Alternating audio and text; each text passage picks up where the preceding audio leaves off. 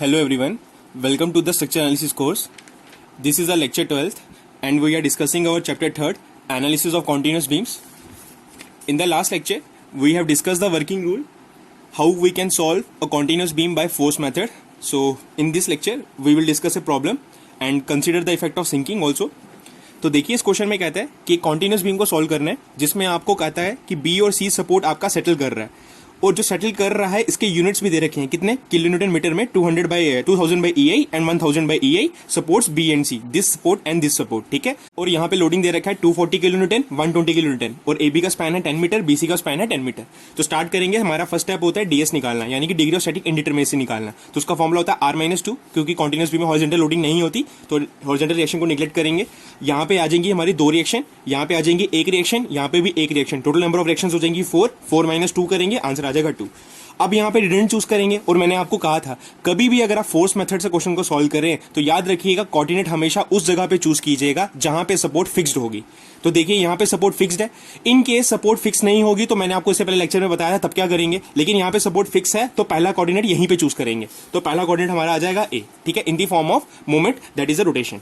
Second coordinate आ जाएगा बिल्कुल कॉन्जिक्यूटिव, ऐसा नहीं है कि सी कोऑर्डिनेट लेंगे, हमेशा उसका कॉन्जिक्यूटिव वाला लेना है, साथ वाला ही कोऑर्डिनेट आपको चूज करना पड़ेगा। तो यहाँ पे बी कोऑर्डिनेट ले लेंगे। अब इसका M/A डायग्राम बनाएंगे। M/A डायग्राम के लिए कुछ नहीं करेंगे, AB पे लोडिंग चेक करेंगे, पॉइंट लोड है सेंटर पे लग रहा है तो उसका मैक्सिमम कोऑर्डिनेट आएगा WL/4 और फिगर रहेगा ट्राइंगल। इसको लोडिंग में कन्वर्ट करेंगे तो थिकनेस ले लेंगे इसका 1/EI। इसी तरीके से इसका भी क्या करेंगे, सेंटर पे लोड है तो WL/4 कंसीडर करेंगे और थिकनेस इसका 1/A ले लेंगे, सॉल्व करेंगे, इसका 300 आ जाएगा, इसका 600 आ जाएगा। तो M/A डायग्राम बन गया। जैसे M/A डायग्राम सॉल्व करेंगे तो उसके बाद हमें पता है ये स्ट्रक्चर पूरा क्या करेगा, डिटरमिनेट की तरह बिहेव करेगा। ये दोनों हम लोग सिंपली सपोर्टेड स्ट्रक्चर्स में ब्रेक कर सकते हैं। तो फाइनली इनमें यहाँ पे रिएक्शंस कैलकुलेट करेंगे। तो पहले बात करेंगे AB स्पैन की। तो यहाँ पे आपको पता है फिगर सिमेट्रिकल है तो टोटल लोड का हाफ कर दोगे, आपका आंसर आ जाएगा RA/RB, ठीक है। तो ये सब आता ही आप लोगों को। इसी तरीके से आप लोग BC स्पैन को सॉल्व करेंगे तो यहाँ पे RB/R' रिएक्शन मान लेंगे, इसका लोडिंग भी क्या है सिमेट्रिकल तो डिवाइडेड बाय 2 करके आंसर भी निकाल सकते हैं। नहीं करना चाहते तो वर्टिकल कीजिए, मोमेंट अक्रॉस C कीजिए, आपका आंसर आ जाएगा। अब नेक्स्ट स्टेप समझिएगा ध्यान से। देखिए आपको अगर याद हो इससे पहले वाले क्वेश्चन में जो हमने किया था तो वहां पे डेल्टा L मैट्रिक्स भी निकाला था और डेल्टा मैट्रिक्स भी निकाला था, ठीक है। डेल्टा मैट्रिक्स सिंकिंग के कारण होता है और डेल्टा L मैट्रिक्स हमारा सिंपली सपोर्टेड स्ट्रक्चर्स के कारण जो रिएक्शन डेवलप होता है उसके कारण होता है। लेकिन यहां पे जब भी सिंकिंग का केस होगा तो आप ना अलग से डेल्टा नहीं निकालेंगे ना अलग से डेल्टा L निकालेंगे, आप सिर्फ डेल्टा L' निकालेंगे, ठीक है। ये सबसे इजीएस्ट मेथड है जो आपको बता रहा हूं, डेल्टा L' निकालेंगे और डेल्टा L' कितने होंगे, उतने ही होंगे जितने कोऑर्डिनेट। तो डेल्टा L' भी क्या होंगे, 2। अब देखिए डेल्टा L का मीनिंग है कि हम लोग यहाँ पे डेल्टा L और डेल्टा दोनों का इफेक्ट एक साथ कंसीडर करके नया मैट्रिक्स बनाएंगे जिसका नाम देंगे डेल्टा L', ठीक है। तो देखिए डेल्टा L' कैसे निकलेगा, पहले बात करेंगे डेल्टा L'1। तो देखिए हम लोग फर्स्ट कोऑर्डिनेट पे निकाल रहे हैं। अब आपको पता याद रखना है कि फर्स्ट कोऑर्डिनेट पे क्या कंसीडर करना है, टोटल रिएक्शन। तो फर्स्ट कोऑर्डिनेट पे रिएक्शन क्या डेवलप हुआ था, सिर्फ AB स्पैन के लिए दैट इज RA, तो इसलिए मैंने यहाँ पे रिएक्शन कंसीडर कर दिया क्या, RA, ठीक है। तो ये रिएक्शन मैंने ले लिया RA, ठीक है। अब सिंपल सी फंडा याद रखना है कि अगर आपका सपोर्ट जिस भी सपोर्ट पे आप खड़े हो अगर वो सपोर्ट सेटल कर रहा है, ठीक है, तो आपने उसके लिए सिंकिंग का साइन कंसीडर करना है माइनस। अगर वो सपोर्ट सेटल नहीं कर रहा तो आपने उसके लिए सिंकिंग का साइन लेना पॉजिटिव, सिंपल सी बात। अब डेल्टा L1 की बात करते हैं यानी कि पहला कोऑर्डिनेट। तो पहला कोऑर्डिनेट पर सबसे पहले आप रिएक्शन देखिए, तो रिएक्शन हमने लिख लिया। अब इसके बाद आप लोग चेक करोगे क्या आपका A सपोर्ट सेटल कर रहा था, बिल्कुल नहीं। हमारा सपोर्ट जो सेटल कर रहा है वो कर रहा है B और C, तो यानी कि A सपोर्ट सेटल नहीं कर रहा तो सिंकिंग के लिए साइन क्या लगाएंगे, पॉजिटिव का, ठीक है। अब इसके बाद ध्यान रखिएगा A सपोर्ट और B सपोर्ट की जब बात करेंगे तो B सपोर्ट कितना नीचे आ रहा है, 2000 बाई EI, यानी कि दोबारा से फिगर कंसीडर करेंगे तो ये रहा हमारा A और ये रहा हमारा B। तो B सपोर्ट कितना नीचे आ रहा है तो दोनों के बीच का डिफरेंस कितना हो जाएगा, 2000 बाई EI। तो डाल दिया हमने 2000 बाई EI। लेकिन इस सिंकिंग के यूनिट्स क्या थे, इस सिंकिंग के जो यूनिट्स है वो है किलो न्यूटन मीटर। लेकिन हम लोग जिसमें ऐड कर रहे हैं वो क्या है, रिएक्शन, और रिएक्शन की यूनिट क्या होता है, किलो न्यूटन। तो उसको चेंज करने के लिए हम लोग इसको डिवाइड कर देंगे किसके साथ, 1 बाय लेंथ के साथ, ठीक है। यानी कि डिवाइड कर देंगे लेंथ के साथ या मल्टीप्लाई कर देंगे 1 बाय लेंथ के साथ। अब देखिए स्पैन है AB, तो AB का लेंथ कितना है 10, इसलिए इसको 10 से क्या कर देंगे, डिवाइड। तो फाइनली हमारा सॉल्व करके आंसर आ जाएगा 1700 बाय EI, ठीक है। अब इसी तरीके से देखिए डेल्टा L2' यानी कि सेकंड कोऑर्डिनेट। तो देखिए भाई सेकंड कोऑर्डिनेट यानी कि सेकंड, इस जगह पे टोटल रिएक्शंस। तो एक बार जब AB स्पैन किया है तो B सब जगह पे हम लोग चेक करेंगे तो एक रिएक्शन है RB और एक रिएक्शन है हमारा RB', ठीक है। अब इसी तरीके से बात करेंगे तो RB और RB' ले लेंगे। अब हम बात करेंगे तो यहाँ पे ये A और ये है हमारा B और ये है हमारा C, ठीक है। अब बात करते हैं सबसे पहले बी की। तो बी का सिंकिंग ए के साथ भी इफेक्ट लेंगे और बी का सिंकिंग सी के साथ भी लेंगे, यानी कि दोनों स्पैन में कंसिडर करेंगे। जब बात करेंगे ए बी की, तो हमें पता है सिर्फ ए बी की बात कर रहे थे, तो बी सपोर्ट नीचे आ रहा है, कितना नीचे आ रहा है 2000 बाई ई ए। तो ए और बी में से किस सपोर्ट पे खड़े हैं, हम बी पे खड़े हैं और ये सिंक कर रहा है, इसलिए क्या ले लेंगे माइनस।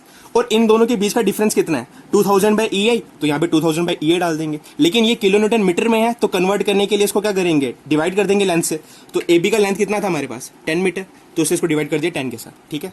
अब बात करेंगे बी, ये तो बी का इफेक्ट ए बी के दौरान निकला सिंकिंग का। अब बी का इफेक्ट सी के साथ भी कंसिडर करेंगे। अब बात करें जब बी और सी की, तो बी और सी की जब बात कर रहे हैं हम लोग, तो क्वेश्चन में हमें कहता है कि बी कर रहा है 2000 बाई ई आई और सी कर रहा है 1000 बाई ई आई, यानी कि बी सपोर्ट हमारा करता हुआ सिंक कितना आ गया नीचे 2000 by E I kilo newton metre, और सी सिंक कितना किया 1000 बाई ई आई। तो यानी कि सी अब यहाँ आ चुका है और बी कहाँ आ चुका है यहाँ पे। तो हम बोल सकते हैं दोनों के बीच में जो डिफरेंस जनरेट हुआ वो कितना हुआ 1000 बाई ई आई, और सपोर्ट सिर्फ बी सिंक कर रहा है क्योंकि सी अपनी जगह पे है, ठीक है। तो देखिए यहाँ पे हम लोग बी पे खड़े हैं और बी सपोर्ट वाकई सिंक कर रहा है, तो इसलिए क्या लगाएंगे माइनस। और बी और सी के बीच में डिफरेंस कितना है 1000 का, तो 1000 बाई ई आई। अब इसको भी कन्वर्ट करेंगे किलो न्यूटन में, तो बी सी की लेंथ भी कितनी थी 10 मीटर, तो डिवाइड कर देंगे 1/10 से, फाइनली हमारा आंसर आ जाएगा डेल्टा L2 डैश, ठीक है। तो डेल्टा L1 डैश और डेल्टा L2 डैश कैसे निकालेंगे, सिंकिंग का सिंपल कॉन्सेप्ट है कि अगर सपोर्ट सेटल करेगा तो आप नेगेटिव लेंगे, और जिस सपोर्ट पे आप खड़े हैं अगर वो सपोर्ट नीचे जा रहा होगा, यानी कि जिस सपोर्ट पे आप खड़े हैं वो आपने उसी को कोऑर्डिनेट कंसीडर किया है, और अगर वो नीचे जाएगा तो आप उसको माइनस में ले लेंगे, अगर वो नीचे नहीं जाएगा तो उसको पॉजिटिव में कंसीडर करेंगे, और बाद में उस सपोर्ट का दोनों स्पैन के रिस्पेक्ट में आप लोग डिफरेंस कंसीडर करेंगे कितना सपोर्ट वो नीचे गए, ठीक है। तो इसी तरीके से इसको अच्छे से सुनिएगा दोबारा से कि आपका ये कॉन्सेप्ट क्लियर हो जाए। अब इसी तरीके से हम लोग फ्लेक्सिबिलिटी मैट्रिक्स डेवलप करेंगे, यानी कि डेल्टा निकालेंगे, ठीक है। जब डेल्टा की बात करेंगे तो डेल्टा हमारा होगा 2x2 मैट्रिक्स, ठीक है। तो यहाँ पे हमारे टोटल 4 एलिमेंट्स आ जाएंगे, तो डेवलप करेंगे फर्स्ट कॉलम यूनिट फोर्स लगा के। तो इसी तरीके से हम लोग देखेंगे जब हमने फर्स्ट कोऑर्डिनेट पे यूनिट फोर्स लगाया, अब आपको पता है इसके लिए ट्रायंगल कंसीडर करना पड़ता है, एक राइट पे भी एक लेफ्ट पे भी, लेकिन लेफ्ट पे कोई भी ट्रायंगल कंसीडर नहीं हो सकता क्योंकि यहाँ पे स्पैन नहीं है, तो इसलिए हमने यहाँ पे इमेजिनरी ट्रायंगल ले लिया जिसका 0 मीटर का स्पैन ले लिया। तो फाइनली यहाँ पे रिएक्शन माने V A dash V D, और फाइनली वो क्या हो गया 0। अब यहाँ पे वी ए वी भी निकालना पड़ेगा, तो हम लोग वी ए वी भी निकालेंगे, फाइनली सॉल्व करके हमारा आ जाएगा इस तरीके से, ठीक है। अब क्या करेंगे, डेल्टा 1 की वजह से 1 पे चेक करेंगे, यानी कि 1 पे फोर्स लगाने के कारण इसी पे चेक करेंगे टोटल रिएक्शन कितना है। टोटल रिएक्शन कितना है we A dash plus V A, तो इसलिए ले लेंगे V A plus we A dash, तो फाइनली आंसर आ जाएगा। अब 1 की वजह से 2 पे चेक करेंगे, यानी कि यहाँ पे लगाने के कारण बी कोऑर्डिनेट पे कितना रिएक्शन हुआ है, तो कितना हुआ है वीबी, और वीबी का वैल्यू कितना है 1.67 ही है, तो निकल जाएगा। इसी तरीके से सेकंड कॉलम डेवलप करेंगे, तो दो ट्रायंगल्स दोबारा कंसीडर करेंगे, यहाँ पे रिएक्शन मानेंगे वी ए वीबी, यहाँ मानेंगे वीबी डैश वी सी। अब इनकी वैल्यूज कंसीडर करेंगे, तो आप मूवमेंट करके सबमिशन ऑफ वर्टिकल करके इनकी वैल्यूज निकाल लेंगे। अब 2 की वजह से 1 पे चेक करोगे, यानी कि सेकंड पे फोर्स लगाने के कारण 1 कोऑर्डिनेट पे क्या रिएक्शन हुआ है, वो क्या हुआ है वी ए, तो यहां से आपका किसका वैल्यू मिल जाएगा वी ए का, ठीक है। इसी तरीके सेकंड का सेकंड पे वो आ जाएंगे हमारे दो वीबी और वीबी डैश, ठीक है। तो फाइनली हमारा सॉल्व करके वीबी और वीबी डैश निकल जाएगा। अब इसके बाद क्या करेंगे, फ्लेक्सिबिलिटी मैट्रिक्स फॉर्मुला लगाएंगे। तो याद रखिएगा जब भी सिंकिंग का केस होगा तो फ्लेक्सिबिलिटी मैट्रिक्स फॉर्मुला थोड़ा चेंज हो जाएगा, और फॉर्मुला रहेगा आपका यहाँ पे आपका जो फॉर्मुला रहेगा वो रहेगा आपका डेल्टा फ्लेक्सिबिलिटी का इसका inverse minus delta L dash, इसको याद रखिएगा। अब डेल्टा मैट्रिक्स डालेंगे यहाँ पे, इसका इनवर्स लेंगे और डेल्टा एल डालेंगे। डेल्टा एल हम निकाल चुके थे, डेल्टा एल हमारा आ चुका था कितना, डेल्टा एल हमारा आ गया था 1700 बाई ई आई और 1950 बाई ई आई, ठीक है। तो यहाँ पे माइनस के साथ कंसीडर कर लेंगे। अब यहाँ से कॉमन निकालेंगे तो 1 बाई ई आई आएगा, लेकिन उसका इनवर्स बाहर आएगा तो ई आई बन जाएगा। यहाँ से 1 बाई ई आई कॉमन निकालेंगे, यहाँ से ई आई कैंसिल हो जाएंगे। फाइनली P1 P2 को सॉल्व करेंगे और हमारा आंसर आ जाएगा। P1 क्या माना था हमने, P1 हमने माना था रिडंडेंट एट एम ए, तो यानी कि एम ए का वैल्यू मिल गया। P2 क्या माना था हमने, यानी कि मूवमेंट एट सेकंड कोऑर्डिनेट पे क्या रिडंडेंट माना था एम बी, तो एम बी और एम बी का वैल्यू हमारा फाइनली निकल जाएगा, ठीक है। जैसे ही हमारा ये निकल जाएगा तो अब हम लोग क्या करेंगे, बेंडिंग मोमेंट डायग्राम बनाएंगे। तो बेंडिंग मोमेंट डायग्राम जब भी बनाएंगे तो पहले सिंपली सपोर्ट की वजह से डायग्राम बनाएंगे, ठीक है।